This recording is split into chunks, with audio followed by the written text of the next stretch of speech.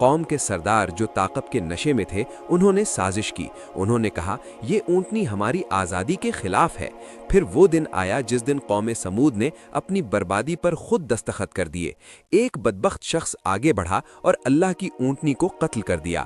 یہ صرف ایک جان کا قتل نہیں تھا، یہ اللہ کے حکم کی نافرمانی تھی۔ حضرت صالح علیہ السلام نے کہا اب 3 دن اپنے گھروں میں رہ لو، یہ وعدہ عذاب ہے، لیکن انہوں نے اسے بھی مذاق سمجھا۔ تیسرے دن فضا بدل چکی تھی، زمین خاموش تھی، آسمان بوجھل تھا۔ پھر ایک خوفناک چیخ آسمان سے گونجی، ایسی آواز جس نے دلوں کو چیر دیا۔ زمین لرزی، پہاڑ کانپ اٹھے۔ وہ لوگ جو خود کو ناقابل شکست سمجھتے تھے اپنے گھروں میں اکڑوں پڑے رہ گئے، نہ کوئی بھاگ سکا نہ کوئی بچ سکا۔ قرآن کہتا ہے کہ وہ ایسے ہو گئے جیسے کبھی وہاں آباد ہی نہ تھے۔ یہ اللہ کا فیصلہ تھا اور اللہ کا فیصلہ حق ہوتا ہے۔ قوم سمود کی کہانی صرف ماضی نہیں، یہ حال اور مستقبل کا آئینہ ہے۔ طاقت، ترقی اور عقل اگر شکر کے بغیر ہو تو عذاب بن جاتی ہے۔